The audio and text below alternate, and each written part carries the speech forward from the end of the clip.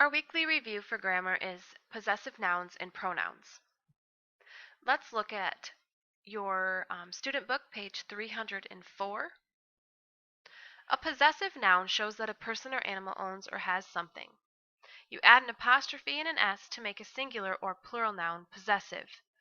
Add only an apostrophe to a plural noun that ends in S. This is all a review of things we've done this week. A possessive pronoun can take the place of a possessive noun to show who or what owns something.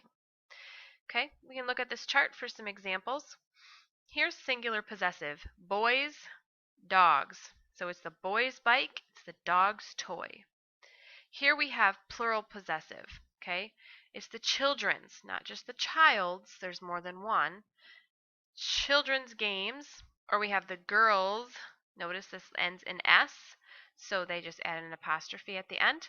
It's the girls' jackets.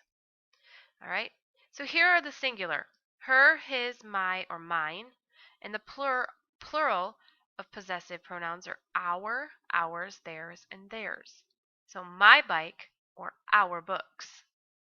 Right? Using what we just did, try this. Fill in the blank with the correct possessive noun or pronoun. Pause the video now and work through this with your learning adult. Come back to the video when you're done.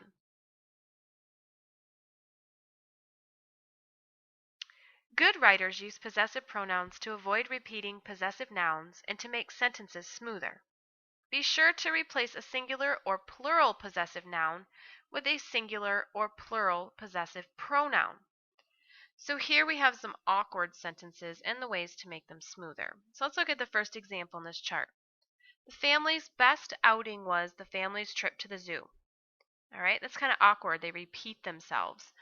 Instead of using the families the second time, they inserted the word their. Let's read it now. The family's best outing was their trip to the zoo. That makes much more sense and is a lot less awkward. Maria showed pictures to Maria's friends. Again, it's like she's talking about herself twice. Maria showed pictures to her friends. You see that by replacing that possessive noun with a possessive pronoun, it makes it sound so much smoother.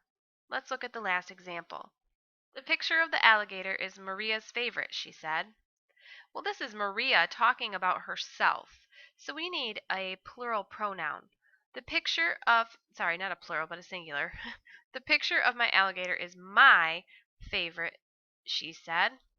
Makes much more sense. So let's connect grammar to writing. As you write your dialogue, look for possessive nouns that you have repeated and replace these nouns with possessive pronouns. Check that your possessive pronouns match the possessive nouns that they replace.